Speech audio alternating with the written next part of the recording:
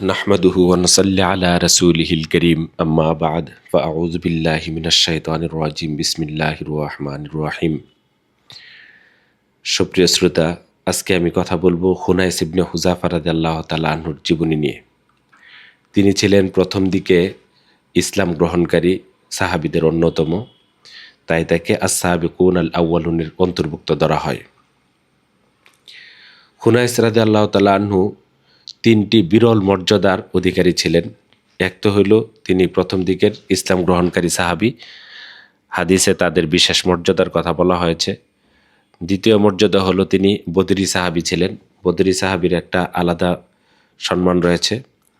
আর ৩ নম্বর হলো তিনি হজরত হাফসা বিনতে উমর রাদিয়াল্লাহু তাআলা আনহুমা, যিনি পরবর্তীতে আমাদের উম্মতের মা উম্মাহাতুল মুমিনিনদের একজন, তার প্রাক্তন স্বামী ছিলেন খুনাইস ইবনে হুযাইফা। হুজুর পাক সাল্লাল্লাহু আলাইহি ওয়াসাল্লাম তখনও দারুল আরকাম থেকে ইসলাম প্রচার করা শুরু করেননি। এমন প্রাথমিক পর্যায়েই হজরত আবু বকর রাদিয়াল্লাহু তাআলা আনহুর মাধ্যমে খুনাইস ইবনে হুযাফা ইসলাম গ্রহণ করেন। তার আরেক ভাইয়ের নাম ছিল আব্দুল্লাহ ইবনে হুযাফা, তিনিও বিখ্যাত সাহাবী।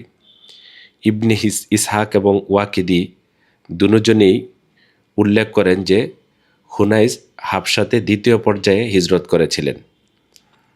আর মক্কাতে পরবর্তীতে তিনি হাবশা থেকে মক্কায় ফিরে আসেন এবং পরবর্তীতে আবার তিনি মদিনায় হিজরত করেন।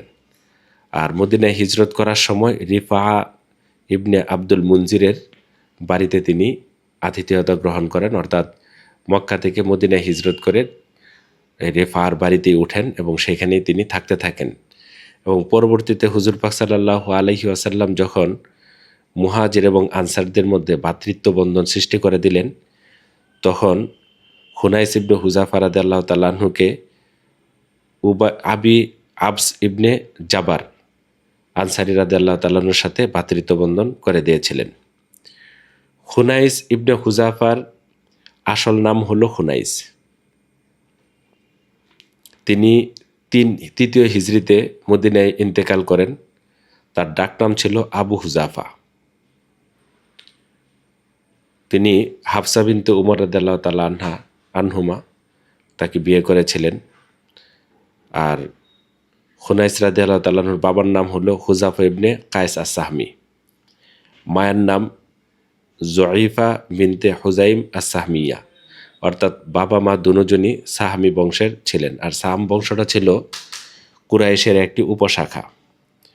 তার আত্মীয় স্বজনের মধ্যে আসলে সন্তানাদি কেউই ছিল না। তার ভাই আব্দুল্লাহ ইবনে হুযাফা ইতিহাসে বিখ্যাত। তাছাড়া তার চাচাতো ভাই কায়েস ইবনে আবিল আস আর আব্দুল্লাহ ইবনে জাবাআরি, তারাও ইতিহাসে বিখ্যাত হয়ে আছেন, তারাও সাহাবী ছিলেন। তিনি জীবনে ২টি গুরুত্বপূর্ণ যুদ্ধে অংশগ্রহণ করেন, একটি হলো বদরের যুদ্ধ আর একটি হলো উহুদের যুদ্ধ।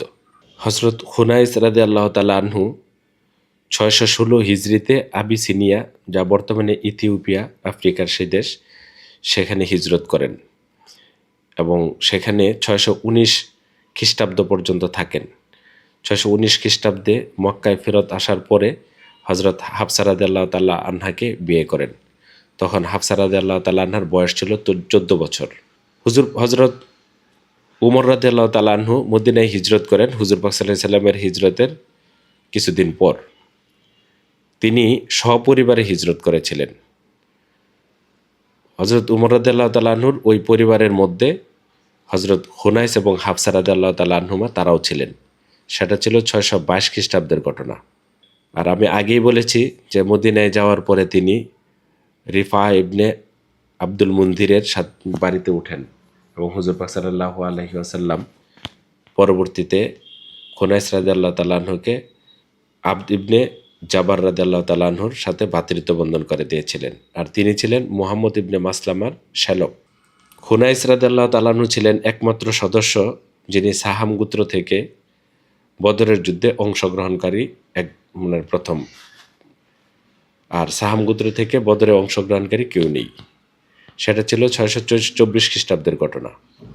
এর পরের বছর সংঘটিত হয় উহুদের যুদ্ধ। সেই উহুদের যুদ্ধেও তিনি অংশগ্রহণ করেন এবং অংশগ্রহণ করে তিনি সাংঘাতিকভাবে আহত হন এবং তিনি যুদ্ধক্ষেত্র থেকে মদিনায় ফেরত আসেন ঠিকই, কিন্তু তার যে ক্ষত হয়েছিল সেই ক্ষত আর ভালো হয়নি। সেই ক্ষত নিয়েই তিনি শাহাদত বরণ করেন। তাহার শাহাদতের সময় হুজুর পাক সাল্লাল্লাহু আলাইহি ওয়াসাল্লাম সহ উমর রাদিয়াল্লাহু তাআলা অন্যরা সবাই খুব মর্মাহত হন। হুজুর পাক সাল্লাল্লাহু আলাইহি ওয়াসাল্লাম নিজে থেকে কাফন দাফনের কাজ সম্পন্ন করেন এবং উসমান ইবনে মাজউন রাদিয়াল্লাহু তাআলা আনহুর কবরের পাশে তাকে সমাহিত করা হয়। বুখারী রহমতুল্লাহ আলাই খুনাইস ইবনে হুযাফা রাদিয়াল্লাহু তাআলা আনহুর ঘটনা কিঞ্চিতভাবে বর্ণনা করেছেন একটি লম্বা হাদিসের মাধ্যমে, যে হাদিসে হযরত হাফসা রাদিয়াল্লাহু তাআলা আনহাকে নিয়ে উমর রাদিয়াল্লাহু তাআলা আনহুর একটি উৎকণ্ঠার কথা লম্বা হাদিসে বর্ণনা হয়েছে। হাদিসটি হলো, হযরত উমর রাদিয়াল্লাহু তাআলা আনহু হাফসা রাদিয়াল্লাহু তাআলা আনহা বিধবা হয়ে যাওয়ার পর তিনি বেশ চিন্তিত হয়ে পড়েন এবং হযরত হাফসা রাদিয়াল্লাহু তাআলা আনহাকে বিয়ে দেওয়ার জন্য তিনি হযরত উসমান রাদিয়াল্লাহু তাআলা আনহুর সাথে সাক্ষাৎ করেন এবং তিনি বলেন যে আপনি যদি চান তাহলে আমি আপনাকে হযরত হাফসা রাদিয়াল্লাহু তাআলা আনহার সাথে বিয়ে সম্পন্ন করিয়ে দিতে পারি। এই কথা বলে তিনি উসমান রাদিয়াল্লাহু তাআলা আনহুর কাছে সম্মতি চাইলেন। তো উসমান রাদিয়াল্লাহু তাআলা আনহু কোনো উত্তর ওনাকে দেননি, বললেন যে আমি একদিন সময় নিলাম, আগামীকালকে আপনাকে উত্তর দিব। পরের দিন হযরত উমর রাদিয়াল্লাহু তাআলা আনহুর সাথে উসমান রাদিয়াল্লাহু তাআলা আনহুর সাক্ষাৎ হওয়ার পরে তিনি বললেন যে আমি ভেবে দেখেছি যে আমি এই মুহূর্তে হাফসা রাদিয়াল্লাহু তাআলা আনহাকে বিয়ে করতে পারবো না। তারপরে তিনি হযরত আবু বকর রাদিয়াল্লাহু তাআলার কাছে যান এবং যেয়ে বলেন, উমর রাদিয়াল্লাহু তাআলা যেয়ে বলেন আবু বকর রাদিয়াল্লাহু তাআলা আনহুকে যে আমি চাই যদি আপনি রাজি থাকেন তাহলে হাফসাকে আপনার সাথে বিয়ে করিয়ে দিব। আবু বকর রাদিয়াল্লাহু তাআলা আনহু কোনো কথাই বলেননি। এভাবে 1-2 দিন চলে গেল। হযরত উমর রাদিয়াল্লাহু তাআলা আনহু খুব মনক্ষুণ্ণ হলেন উত্তর না দেওয়ার কারণে। এরপরে যখন পরবর্তী সময়ে যখন হযরত আবু বকর রাদিয়াল্লাহু তাআলার সাথে দেখা হলো, তখন আবু বকর রাদিয়াল্লাহু তাআলা আনহু উমর রাদিয়াল্লাহু তাআলা আনহুকে জিজ্ঞেস করলেন যে ওই দিন যে আপনি আমার কাছে প্রস্তাব দিয়েছিলেন এবং প্রস্তাবের উত্তর না দেওয়ার কারণে নিশ্চয়ই আপনি কষ্ট পেয়েছিলেন।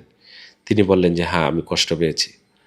আবু বকর রাদিয়াল্লাহু তাআলা আনহু বলেন যে আসলে আমি আপনাকে উত্তর দিচ্ছিলাম না একটি কারণে, সেটি হলো হুজুর পাক সাল্লাল্লাহু আলাইহি ওয়াসাল্লামের কাছে আমি হাফসা রাদিয়াল্লাহু তাআলা আনহার আলোচনা শুনেছিলাম। এই জন্য আমি আপনাকে কোনো কথা বলিনি, কারণ সেটা ছিল গোপন একটা বিষয়। আমি চাচ্ছিলাম না সেই গোপন বিষয়টা আপনার কাছে প্রকাশ হোক। তো যেহেতু হাফসা রাদিয়াল্লাহু তাআলা আনহাকে ইতিমধ্যেই হুজুর পাক সাল্লাল্লাহু আলাইহি ওয়াসাল্লাম বিয়ের প্রস্তাব দিয়েছিলেন এবং বিয়েও সম্পন্ন হয়, এই জন্য হযরত আবু বকর রাদিয়াল্লাহু তাআলা আনহু উমর রাদিয়াল্লাহু তাআলা আনহুকে বলেন যে হুজুর পাক সাল্লাল্লাহু আলাইহি ওয়াসাল্লাম যদি হাফসাকে বিয়ের প্রস্তাব না দিতেন বা আগ্রহ না দেখাতেন তাহলে আমি অবশ্যই, আপনি আমাকে প্রস্তাব দিয়েছিলেন, আমি হাফসা রাদিয়াল্লাহু তাআলা আনহাকে বিয়ে করতাম। এই ছিল বুখারীর সেই লম্বা হাদিসের মোটামুটি একটা সারসংক্ষেপ। এই হাদিসের মধ্যে খুনাইস ইবনে হুযাফার কথা আলোচনা হয়েছে। আর খুনাইস ইবনে হুযাফা সম্পর্কে সংক্ষিপ্ত যে কয়েকটি তথ্য আমার জানা ছিল সেই বিষয়ে আপনাদের সাথে শেয়ার করলাম। আশা করি আলোচনাটা শুনে আপনারা উপকৃত হবেন। ওয়া আখিরু দাওয়ানা আনিল হামদুলিল্লাহি রাব্বিল আলামিন।